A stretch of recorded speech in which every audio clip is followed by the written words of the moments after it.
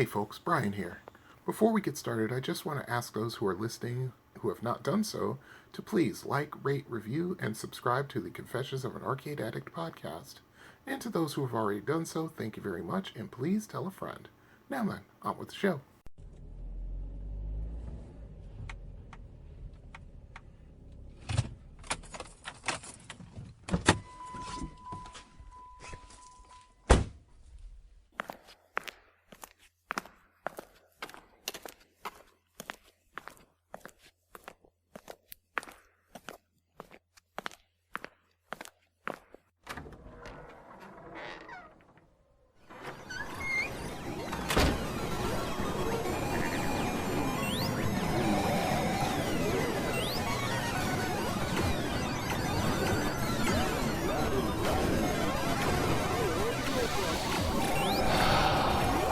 I'm home. Welcome to the Confessions of an Arcade Addict podcast, an introspective look at video gaming from the classic era to the modern day. Now here is your host, Brian.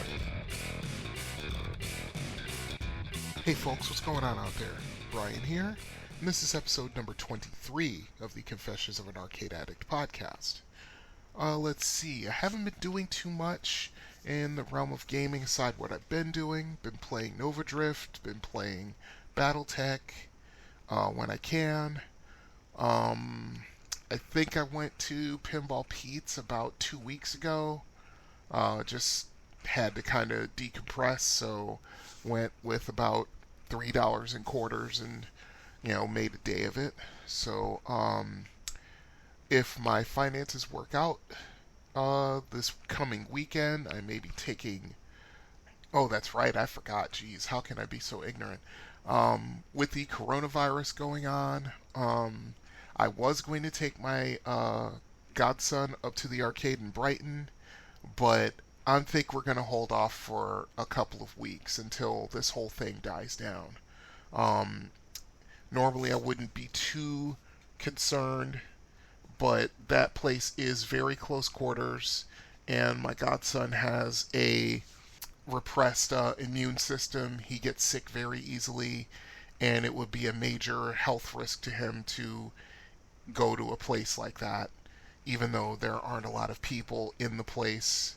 But it can be at least a couple of dozen, and I really don't want to take the risk. If I got him sick and he ends up in the hospital, how could I ever look his mother in the face? You know what I'm saying? So, yeah. So, I'm going to probably wait a little while until this whole thing dies down, and then we'll just reevaluate and see where we go from there. Let's see. What else is going on? Not too much else aside from that. With the whole thing with the coronavirus going on, um, I see less people on the roads. I see a whole lot less merchandise for sale in supermarkets. People have lost their minds. There's not a shred of toilet paper to be purchased in the places I've been. Um, no milk, no eggs, no fresh fruit or anything like that. It's crazy. I don't know what people are thinking when they're doing this, but people tend to do ridiculous things when they're scared, that's for sure. Um, I'm hoping within the next month or two, this kind of sort of, you know, resolves itself and life can get back to normal. So, if that's the case, well, I'm going to be, of course, going out and checking out various arcades and reporting back to you guys. So stay tuned as always.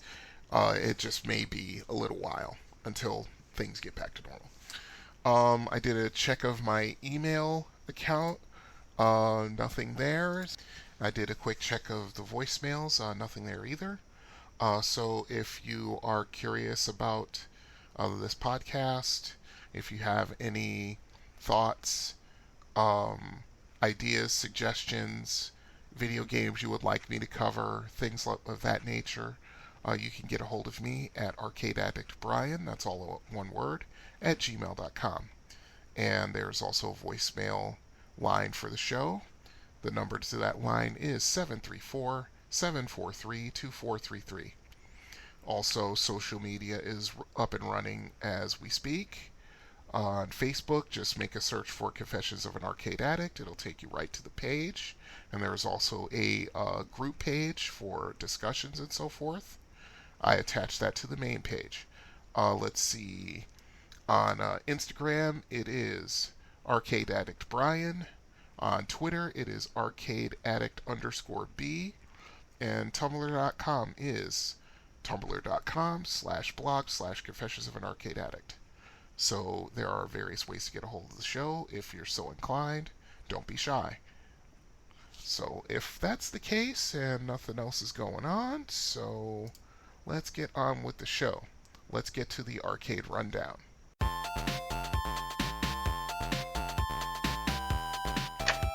Good morning, Mr. Phelps.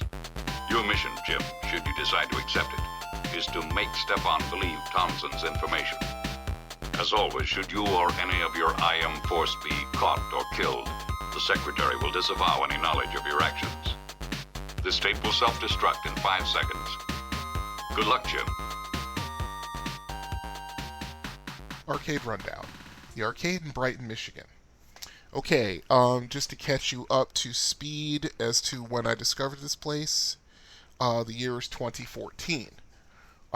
Let's see, aside from Pinball Pete's, I have not seen or been to an arcade since I moved to the Ann Arbor area.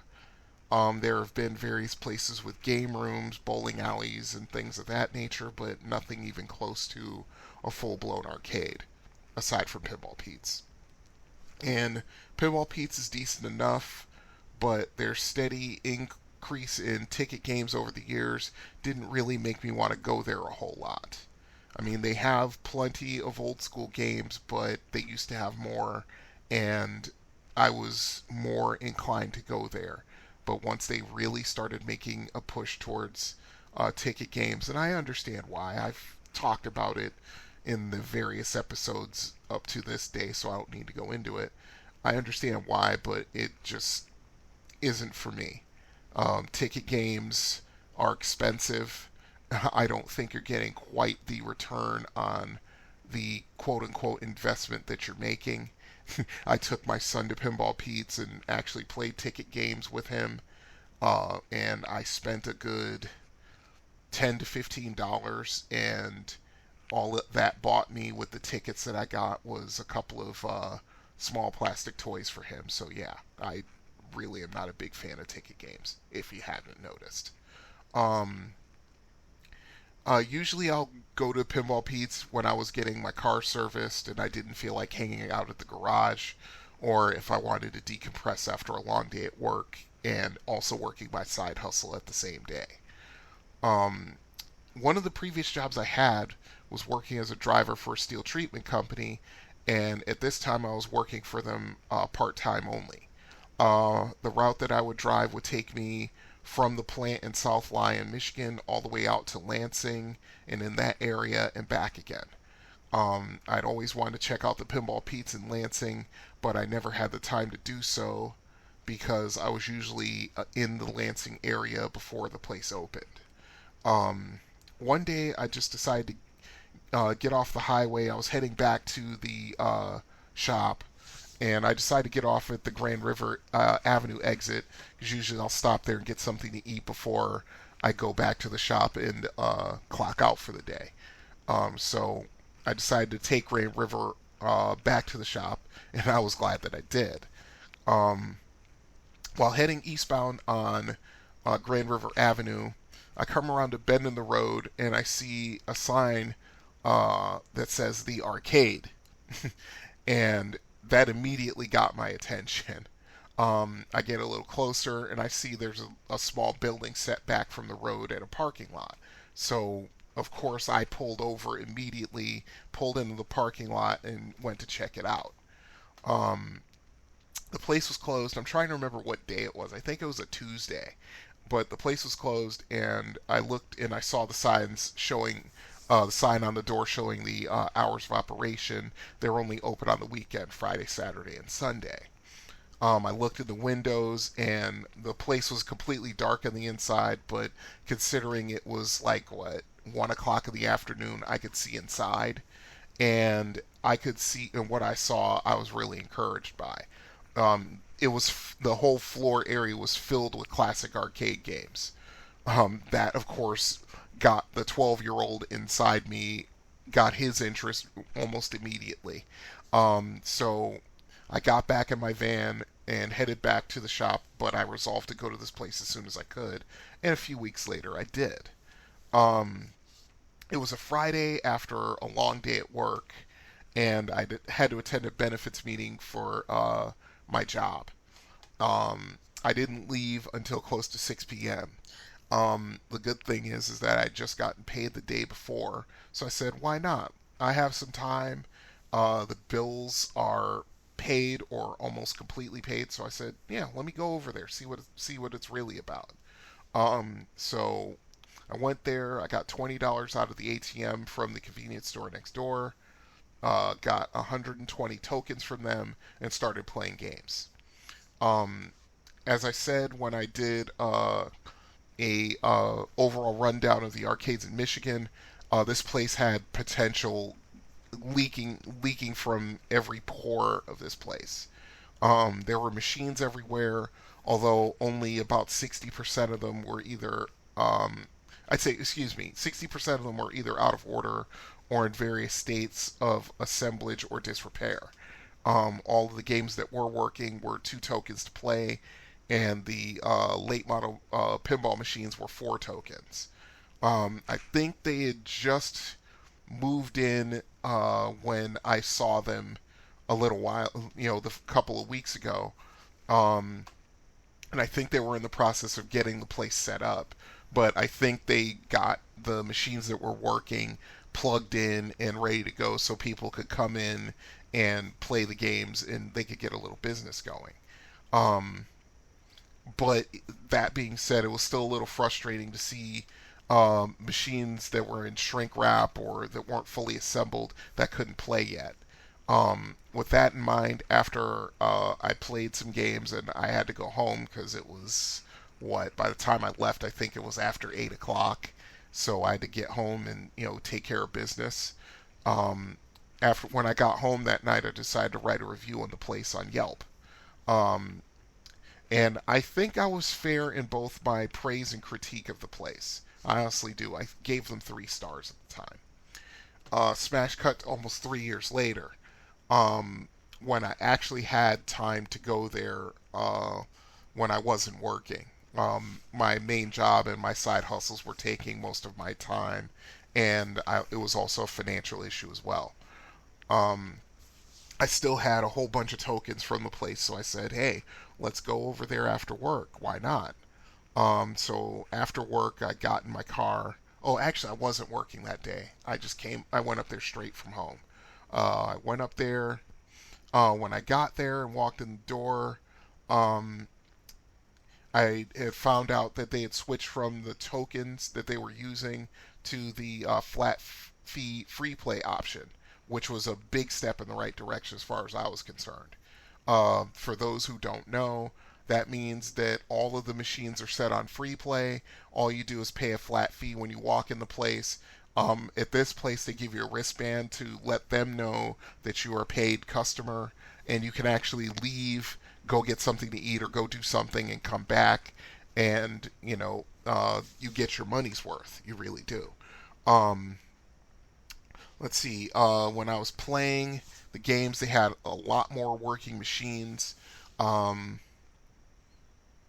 but the problem is that I was flat broke. I had just paid all my bills and I didn't have a lot of money left, and definitely no money to do this. I think I went there on a Friday. I basically gave them their tokens back because I had no use for them. Um, and I asked them if I could just do a walkthrough of the place, and they said sure, just don't play any games. I said no problem, and I walked through the whole arcade, the downstairs main area, and the upstairs area, and I was amazed. They had machines up and running that I had not seen literally in decades. Um, the 12-year-old boy in me was jumping up and down and rubbing his hands together in anticipation. And uh, the following week, I went and paid $15 for admittance. That was a Saturday, I think. Yeah, it was Saturday. Um, 5 hours and two sore elbows later, I knew this place was well on the way to being the best arcade in the state of Michigan. I updated my review in Yelp and I increased the 3 stars I gave them to 4.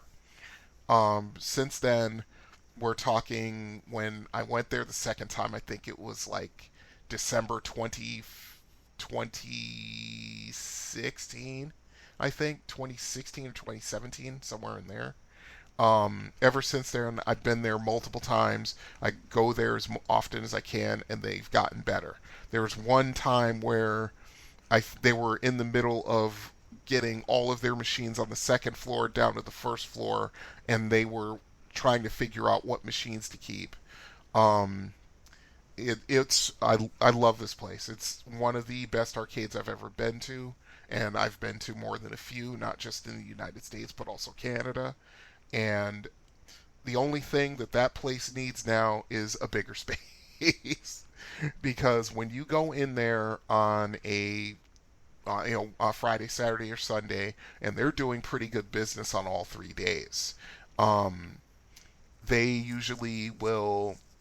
It's really kind of hard to kind of get through the place because now they have games, and there's a place to walk through between the machines, but it's really narrow. If there are two people on opposite sides of each other playing the games, it's really hard to navigate. You kind of gotta tap somebody on the shoulder and say excuse me so you can kind of walk through without brushing brushing up against them. The place, yeah, they definitely need a bigger space now. That's the only thing holding them back. They could probably even do better business once they get a bigger spot. I hope for their continued success. I'm a constant patron of the place, and I hope as long as they keep moving in the right direction, they'll obtain that success without a doubt. So yeah, that's my rundown for the arcade in Brighton. If you live in the Ann Arbor, Detroit, Brighton area, and you go to this place, let me know what you think of it. I would like to know your thoughts. arcadeaddictbrian@gmail.com. Okay, from there, let's move on to Are You Experienced? I'm too old for this. Hiding in front seats like a teenager. Hoppy, I think I'm getting too old for this stuff. I'm getting too old for this. Listen, you was born too old for this. I'm getting too old for this. I'm getting too old for this. Lying wet arsed in the heather chasing other men's cattle. I'm getting too old for this sort of thing. Maybe we're getting too old for this. What do you think, huh? I'm not too old for this shit. I'm not too old for this shit. You will not. We're not too old for this shit. We're not too old for this shit. We're not too old for this. Say it like you believe. We're not too old for this shit. Yeah. We're not too old for this I'm not shit. gonna buy a hemorrhoid cushion. We're not too old for this shit.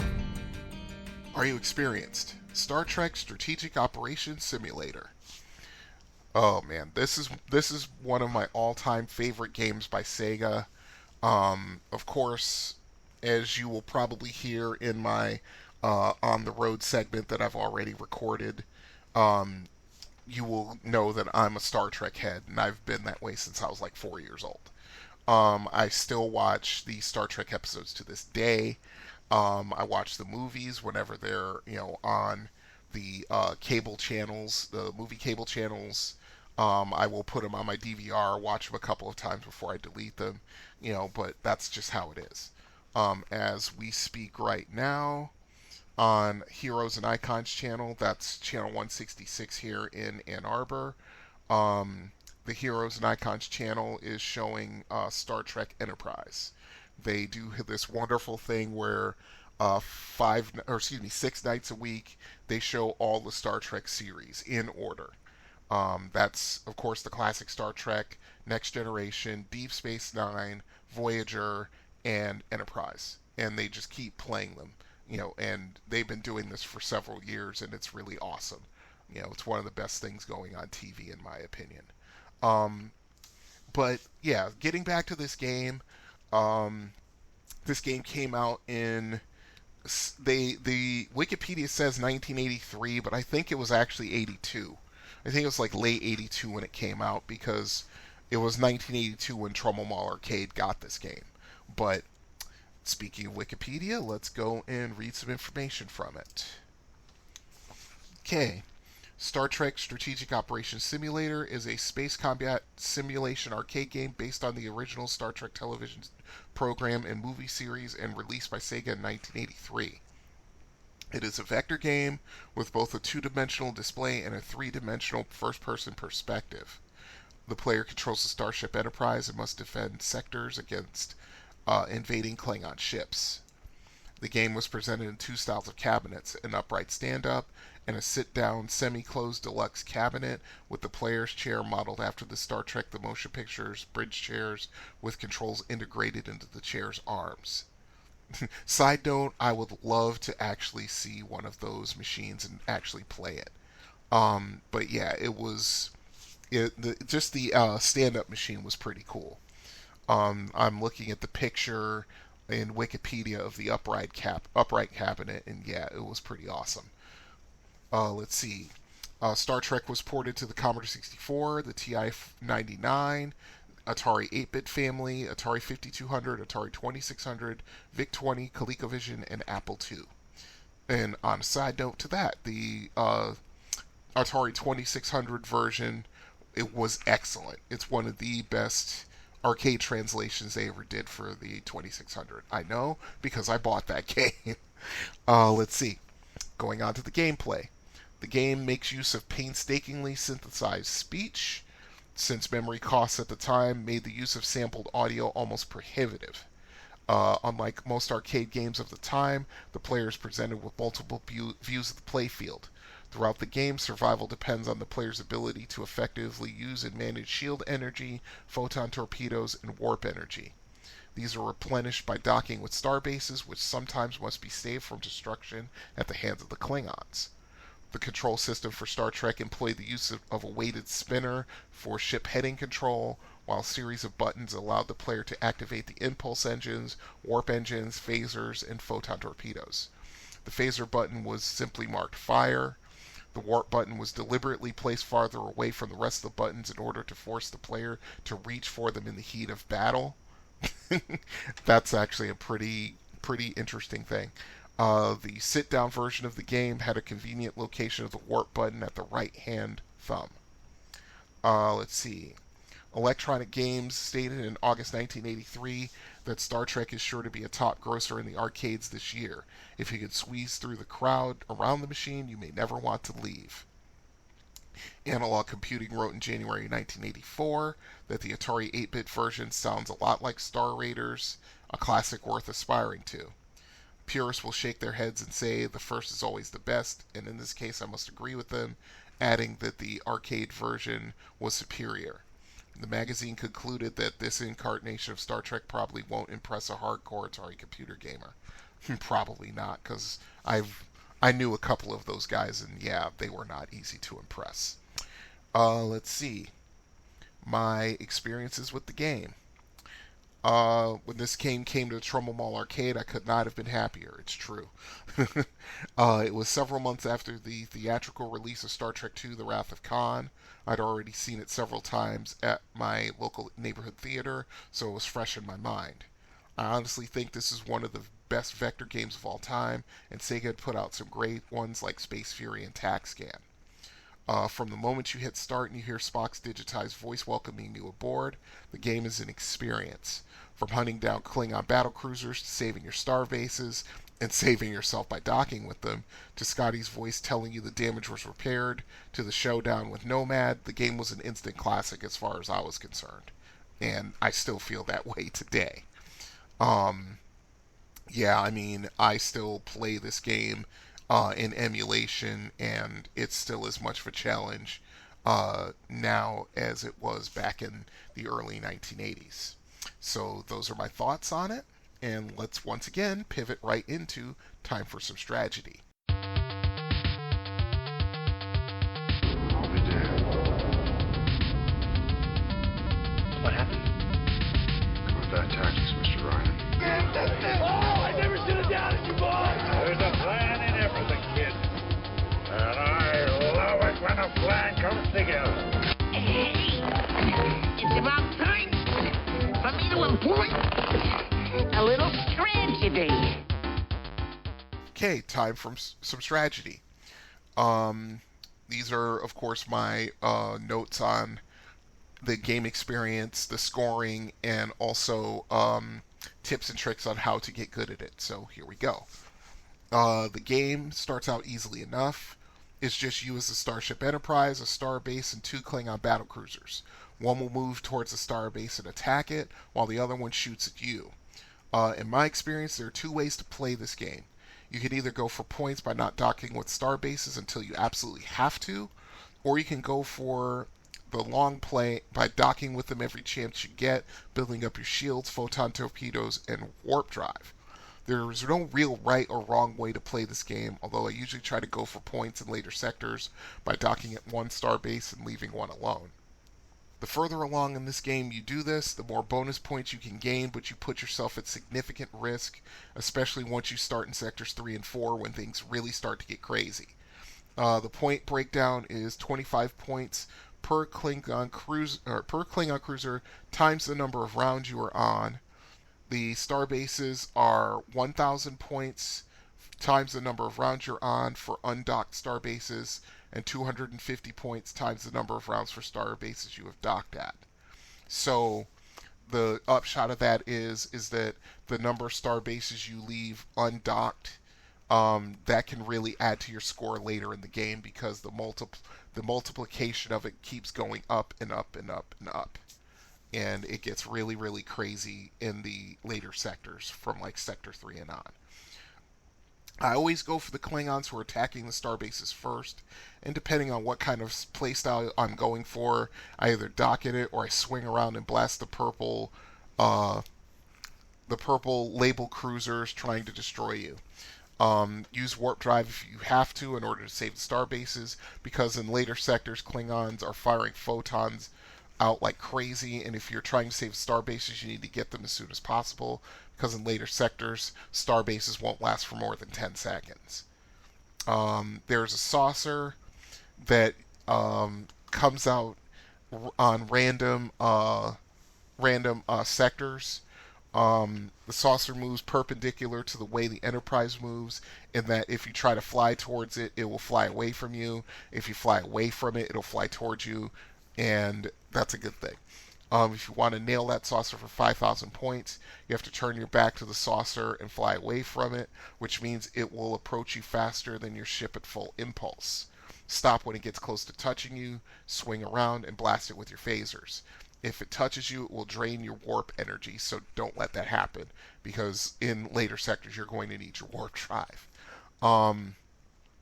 Let's see, I think you go through 5 subsectors. So if you're in Sector 1, it's 1.1, 1.2, 1.3, 1.4, 1.5. Then in 1.6, you go up against Nomad. If you know the Star Trek episode The Changeling, which ironically enough was on tonight, I thought that was pretty funny, actually. I just thought of that because, yeah, I just was watching it, and then all of a sudden I decide, hey, I'm going to record an episode, and here we are. Kismet, that kind of thing. Serendipity, whatever word you want to use. But getting back to it, he's tough. There's no way around it. You have to hunt him down because it seems he moves at random, and while he moves at random, he's dropping mines as he goes. Those mines have the effect of a photon torpedo in the game, which means when you get close to those mines or you shoot them with your phasers, they explode, and the explosion radiates outward, and if it hits your ship, it will drain your shields. The thing is that destroying one mine can actually destroy other mines if the mine is in the explosion radius, and that can set off other mines, and yeah, it can get to be a mess. The best option is to go straight at him and blast him with your phasers for 30,000 points. Also note, he's immune to your photon torpedoes. Once you've defeated Nomad, it's on to Sector 2, where the Klingons move and shoot faster. And if you waste time while completing a sector, the remaining Klingons will turn white and engage their warp drives in an attempt to ram you. I think the furthest I have gotten in this game is Sector 5, and my score was up over 300,000 points. I can't remember exactly because it was back, of course, back in 1982 and 83. While doing a little search on the internet, I did find a strategy guide for Star Trek, the Star Trek arcade game, and I'll post a link to it in the show notes. Like I said, this game is one of the best games of 1982/83. It was in my top 10s when I covered that year. And yeah, I mean, I love this game, and like I said, I still play it to this day. I wish the arcade in Brighton had one. I know Galloping Ghost in Brookfield, Illinois has one because, like I said in episode 22, they've got 757 machines in that arcade. So what don't they have? You know what I'm saying? But anyway, if you have any thoughts, tips, and tricks of your own, you know what to do. arcadeaddictbrian@gmail.com. And finally, we are going to go on the road. So stay tuned, buckle up, here we go.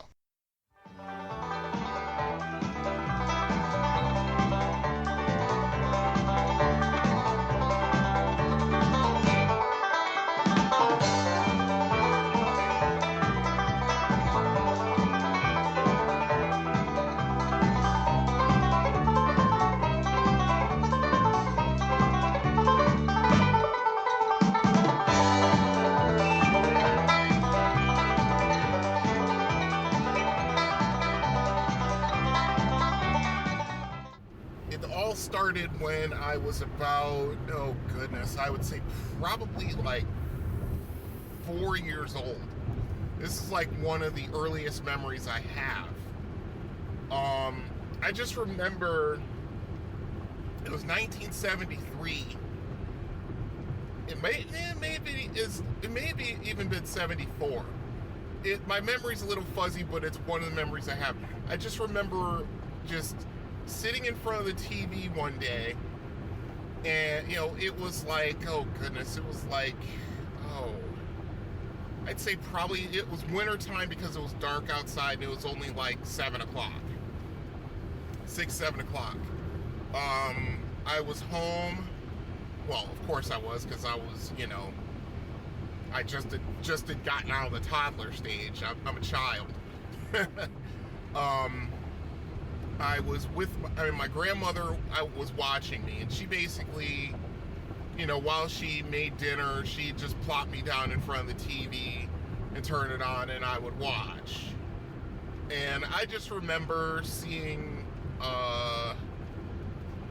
television series like Lost in Space and things of that nature. But I remember when I was about 5 years old, between 4 and 5, somewhere in there.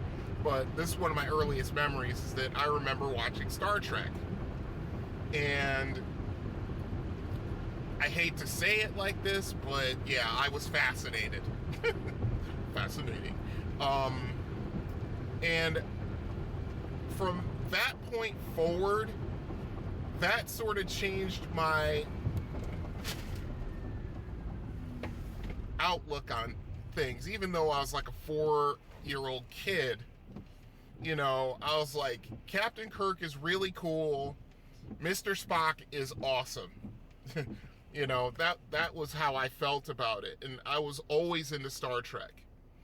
The only thing that captured my fancy more back in the day was when Star Wars came out in 1977. And, at that point, I'm 8 years old.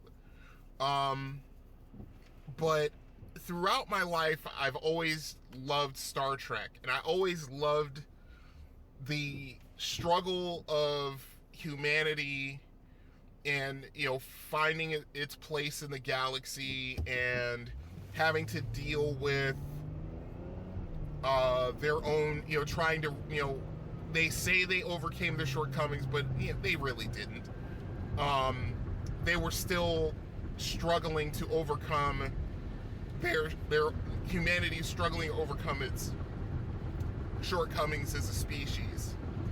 And there were several episodes throughout the the 3-season run of Star Trek that dealt with that directly. Whether it was racism, whether it was, xenophobia, all the dark things that humanity is capable of. Star Trek took a look at and, tried to address. But yeah, I've always had a major fascination with Star Trek. Going back to when I was a little kid.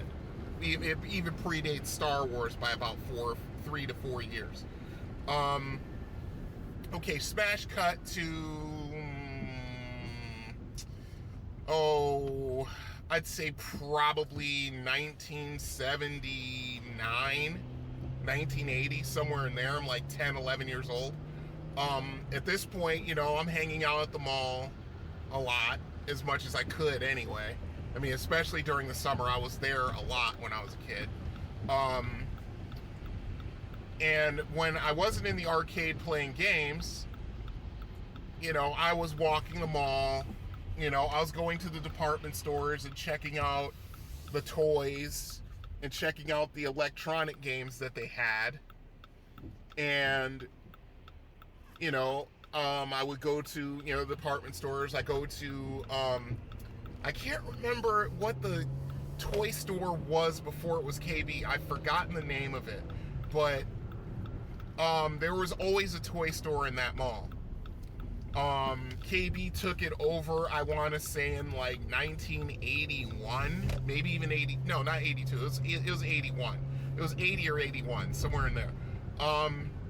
But that toy store figured heavily into how I spent my time when I wasn't in the mall, when I wasn't in the arcade, because I was always there, checking out what they had, seeing if I could try to wheedle my mother into buying me something that I really was interested in. And they always had Star Trek toys.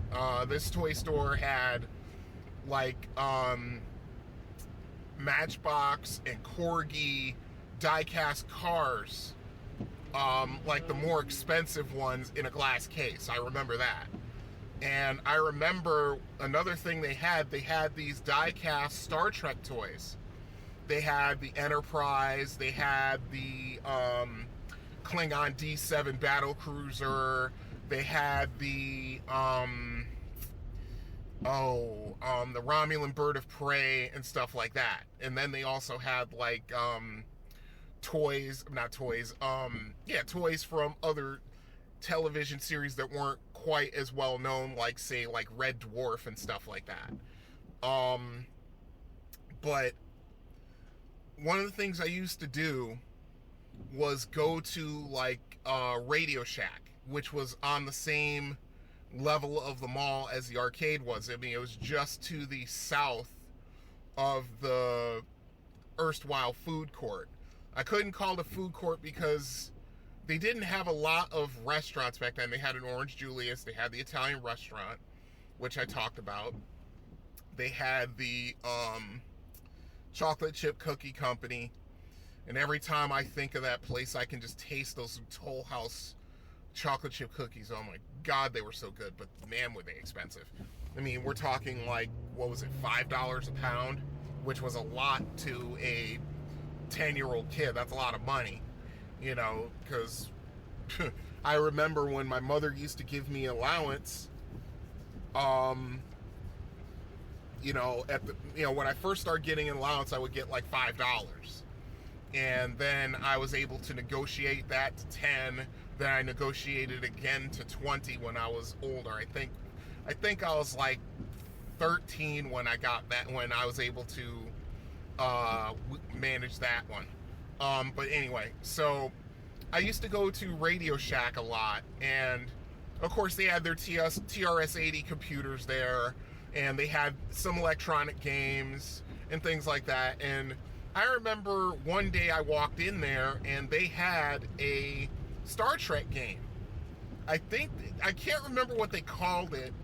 They called it like Space Trek or something like that. They couldn't use Star Trek because that was copyrighted, of course. But I remember going in there, and I think I remember one day I went in there, and that was on the computer, and I asked one of the sales guys, how do you play this? And he said, okay, you do this to move the Enterprise around, you do this to fire phasers, you do this to fire photon torpedoes, and you manage shields this way. And I remember every so often I go in there and I play that, and I got pretty decent at it. And then oh goodness, what year was it when that place opened? I think it was 80. I think it was 1980. It's either 79 or 80. There was a CompuColor store in my neighborhood, like a couple of blocks up Main Street. Yeah, but it was like literally like 3 blocks away from where I lived. Okay, I'm at a stop, so pause. Okay, I'm back. So yeah, this little CompuColor store opened up in my neighborhood. And I mean, I'd always had a fascination with computers. Even though my experience with them at 1979 at the age of 10 was very limited, of course. I mean, I remember I used to hang out in that CompuColor store all the time. The manager, Ralph, kind of, I guess he took a shine to me. I guess he liked me because he let me hang out in that store all the time. And I remember the receptionist, whose name I cannot remember for the life of me.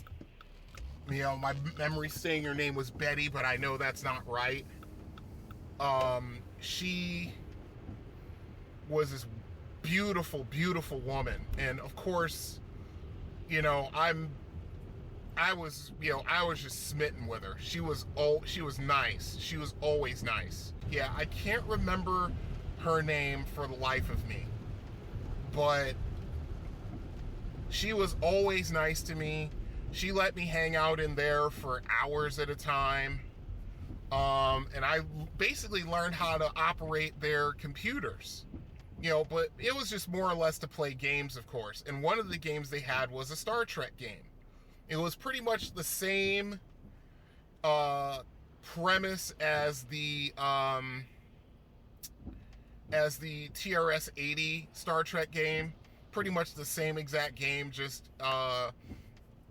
in color. I remember they used like this combination of a oh goodness, I can't remember what the parentheses. It's like the parentheses, but it's basically 45 degree angles rather than what's the name? I can't remember for the life of me. But anyway, so basically it used icons for the ships, and those were different colors. I mean, basically you went up against Klingons, and you basically had to deal with the damage they were dealing you. The damage they would deal the Enterprise was relative to the distance they were from your distance from the Enterprise. They were up close, they were really gonna whop you one. But if they were like on the opposite end of the sector, they would not do that much damage at all, and you had to learn how to allocate your shields to repair the damage, and use your phasers, use your photon torpedoes, and so forth. So Star Trek as a game has been part of my childhood as well. So in 1982, smash cut, going fast forwarding like 2 years,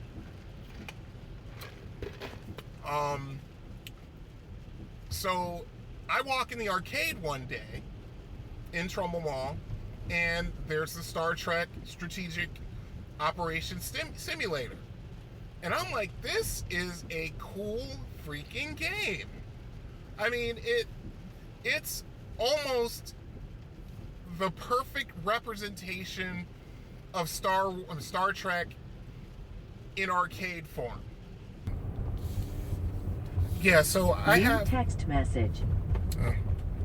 Anyway, yeah, I mean, it goes back, and just thinking about this, even further, my experience with Star Trek games goes back, let's see, I already talked about the Copy Color computer game and the similar game for the TRS-80 computer, but also I remember Space War.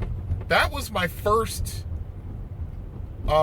real Star Trek style game experience, now that I think about it. Because basically you had, representations of the Starship Enterprise and a Klingon D7 battlecruiser that you would start off on opposite sides of the screen, and of course you could always change the quote-unquote rules of the game, and like put a sun in the middle of the screen so that your ships actually get slowly drawn in by the sun's gravity. You have a black hole which not only draws your ship in because of its gravity, but also because of its gravity level so high, it will actually alter your shots that you take at your opposition. And there were other options to change the experience of the game. I mean, I remember it was always a 2-player game. It never was a 1-player game. It was on a timer. My earliest memory of this game was I actually got my brother to play me in it.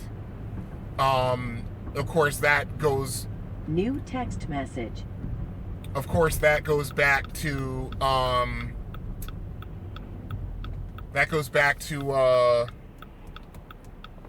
my earliest video gaming memories back in like 1975, when my brother and I were with my mother going to a family reunion in somewhere in Maryland, if I'm not mistaken. I don't think it might have been Washington D.C., but I can't remember 100%. But it was in that area, in that region, and the hotel that we were staying at, they had a tank game and a Pong game in the lobby. And my brother and I used to play each other at it. My brother used to beat the ever-loving hell out of me because he was just older. He was 5 years older than me. If we're talking 1975, I'm, 6 years old going on 7. My brother is 10 years old going on 11. So, yeah. Because it was June, and my brother's birthday hadn't come yet, and mine, of course, is in December. Speaking of that, my birthday just literally passed 24 hours ago. But anyhow, I'm at a stop, so let me pause this. I will be right back. Okay, I'm back. So yeah, I mean, smash cut to going to the Midway with my brother. Let's see. I think my cousin Kathy was literally like 2 years old, I think, the first time we went. I think my cousin Kathy was born in... she's 9 years younger than me, so I just turned 51. She just turned 42. So if we cut back to when she was 2, that's 40 years ago. So that's 1979. So yeah, she was born in 77. Okay, cool. So yeah, my cousin Kathy, that's how I know, because every time I think of the Midway, I think of this one picture my aunt took of myself, my cousin Kathy, and me.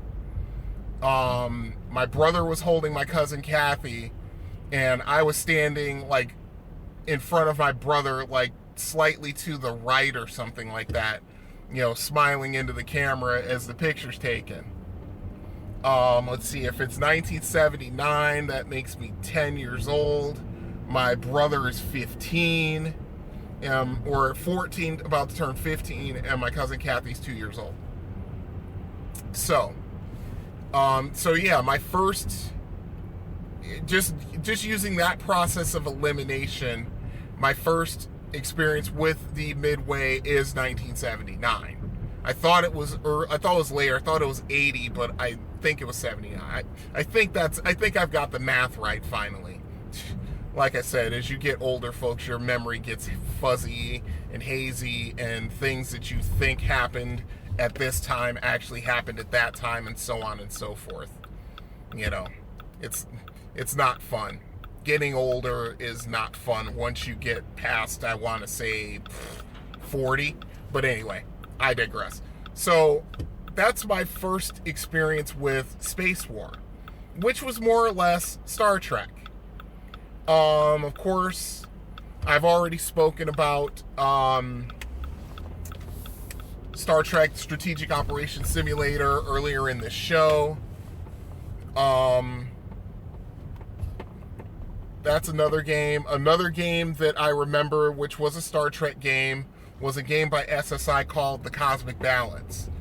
My first experience with that was with my friend Dave, who had it for his Apple IIe. And, it was this wonderful little space battle simulator. It had come out in 1982 or 80. It's either 82 or 83, but it was after Star Trek II: The Wrath of Khan had come out, which I think came out in like the summer of 82. So I would say this game came out either like in the winter of 82 or like early winter of 83. And it's more or less like the classic Star Trek games, except when you put in, put in your orders to turn your ship. You could do that, and you would put in orders to increase your ship's thrust, to increase the speed.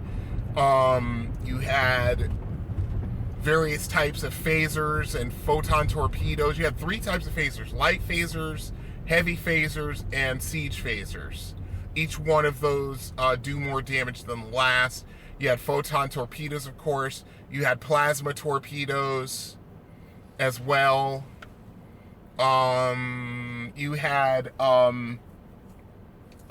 you could actually use groups of fighters if your ship was large enough, because you had 5 different classes of ship. I can't remember the names of it, but they were arranged in order of 1 to 5. 5 was the Dreadnought, which of course had the most space, but it wasn't very fast. You could have the most weapons, but it wouldn't move very much. And of course, you'd have the most armor, and you could have like smart missiles. That's not what they were called, but basically they were guided. They were intelligent.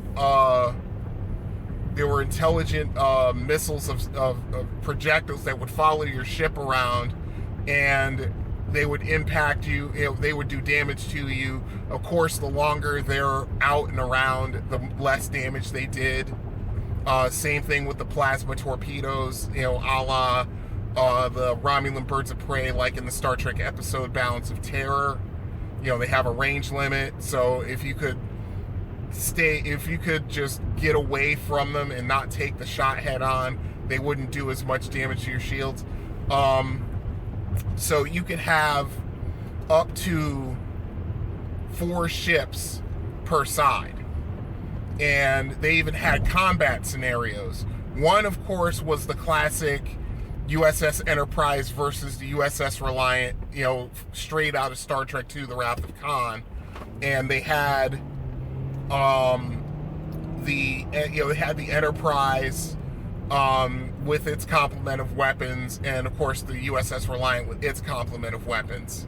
and you could battle it out to see if you actually could defeat the Reliant or defeat the Enterprise. Let's see.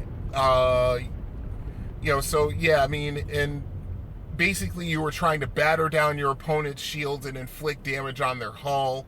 You had electronic countermeasures. You had electronic countermeasures. It was like this really cool strategic game. And for the longest time, myself, Dave, my best friend Robert, my buddy Edgar, we would all go over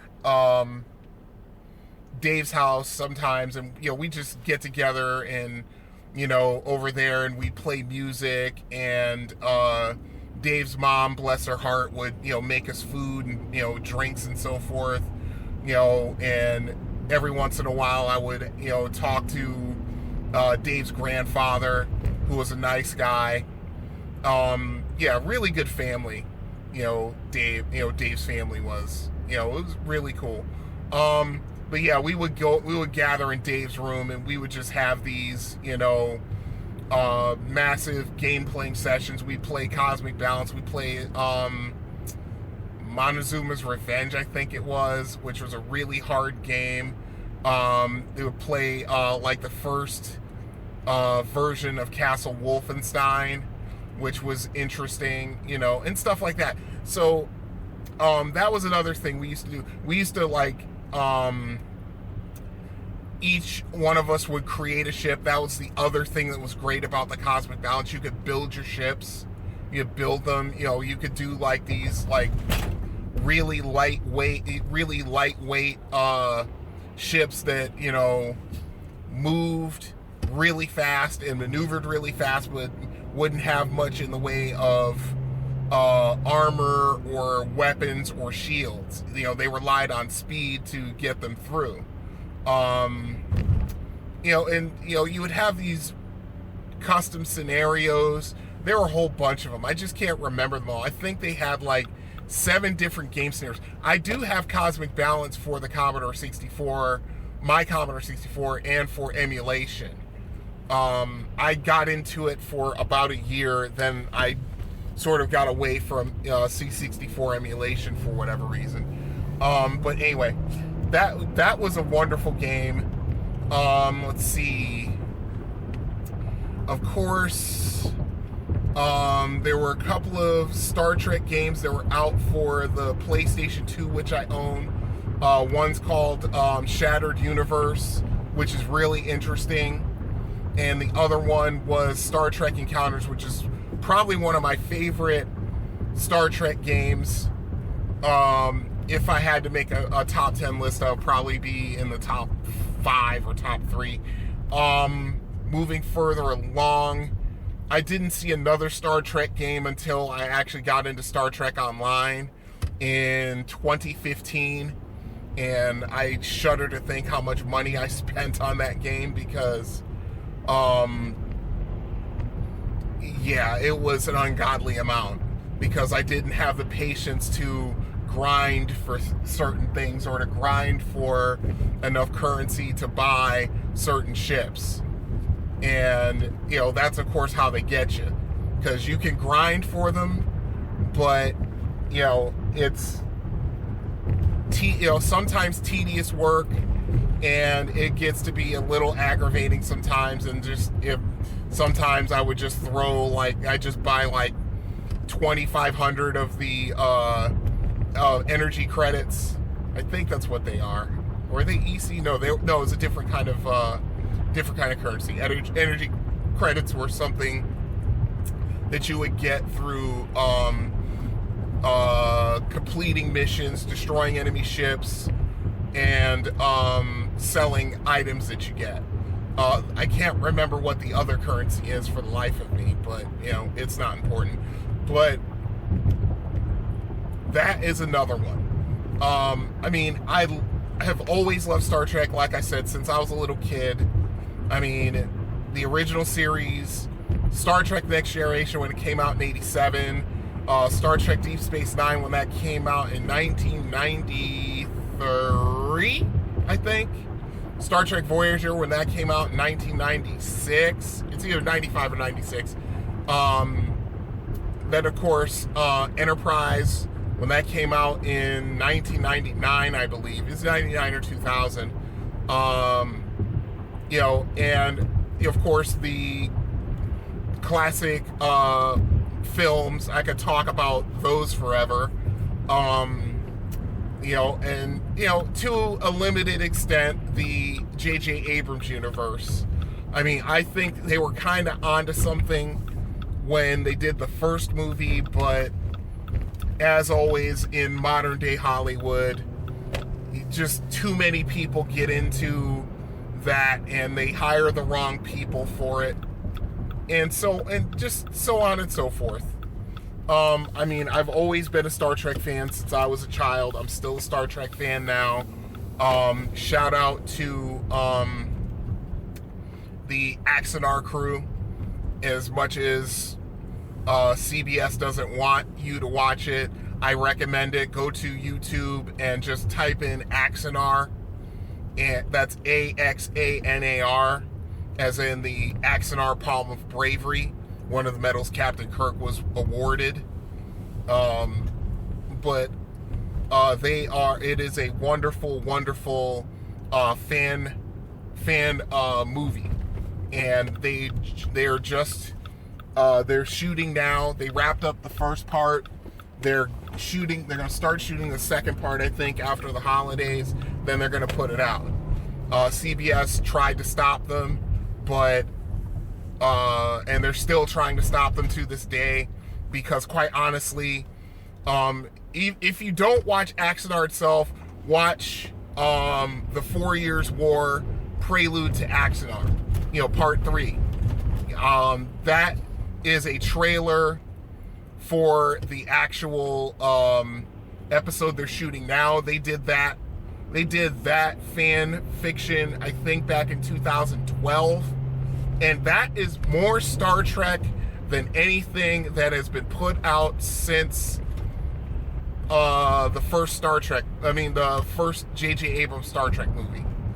I would argue that somewhat, the first J.J. Abrams Star Trek movie will get a pass from me, because they actually, through doing the origin story about how that universe's Captain Kirk came to be, and came to be, captain of the Enterprise. I like the fact that he and Spock were adversaries to begin with, and then they just sort of learned to bury their hostility towards each other, and then they actually became friends, which was interesting. But anyway, so yeah, there are other Star Trek games out there, but unless my memory is failing me, which happens more and more frequently as time goes on, but I think I've covered almost all of them.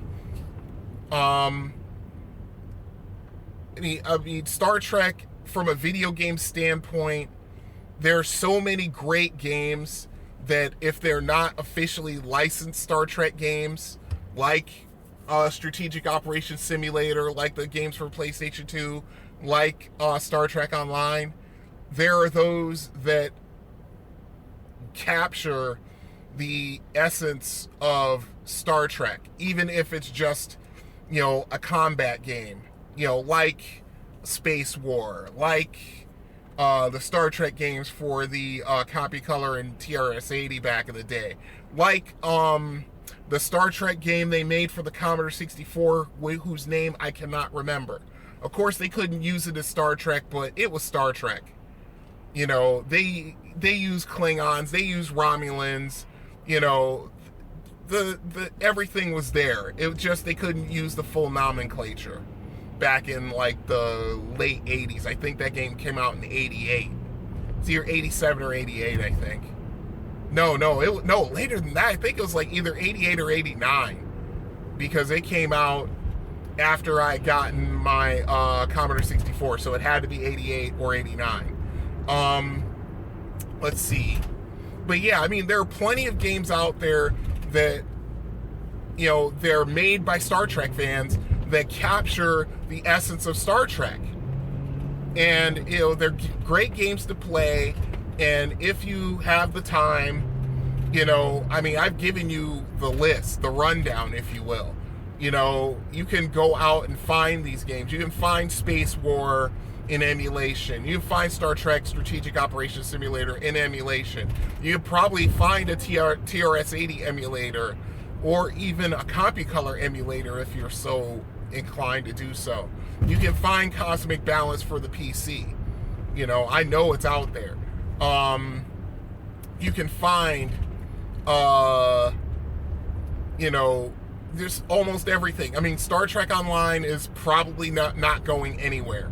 There's more than enough people playing it to sustain it, and there were enough people who paid the borderline exorbitant amount of money for the lifetime subscription, which they still offer. I think it's something a little shy of like $150. I think it's $149.99 for a lifetime subscription to Star Trek Online. But I mean, yeah, Star Trek Online's been in existence for quite some time, and I don't think it's going anywhere. They've adapted a lot of classic Star Trek stuff. They've put in the new Star Trek Discovery characters and storylines. They get the actors from all Star Trek series across the board. I mean, you know, to do voiceovers. I mean, I'm trying to think of who they've put in for voiceovers. They had Renee Auberjonois from Star Trek Deep Space Nine. They had Nana Visitor. They had Alexander Siddig. I think they had the actors who played Ezri Dax. I'm not sure. I don't think they got the actors who played Jadzia Dax, which is unfortunate. Of course, they got Michael Dorn as Worf. They got Leonard Nimoy as Spock, and as a matter of fact, like shortly after Leonard Nimoy passed away in, was it 2016? Either 2016 or 2017 when he passed away, they immediately put a monument to Leonard Nimoy in the game. You know, Leonard Nimoy did a lot of voiceover work for Star Trek Online. Let's see, they got Tim Russ from Star Trek Voyager. They got Garrett Wang from Star Trek Voyager to do the voiceovers. I would almost say they got Robert Duncan McNeil, but I don't think they did. Robert Duncan McNeil is the guy who played Tom Paris in Star Trek Voyager. Let's see. For the Next Generation, they got, I think they got Marin Asirtis to do voiceovers. I think that's the only person they got from there. Of course, they got John Delancey as Q.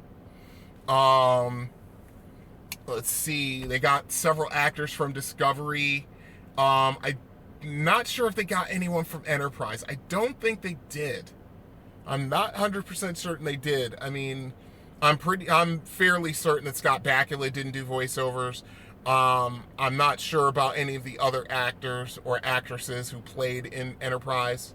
I think they might have gotten the guy who played Shran, who of course played Weyoun in DS9, Jeffrey Combs, fantastic actor.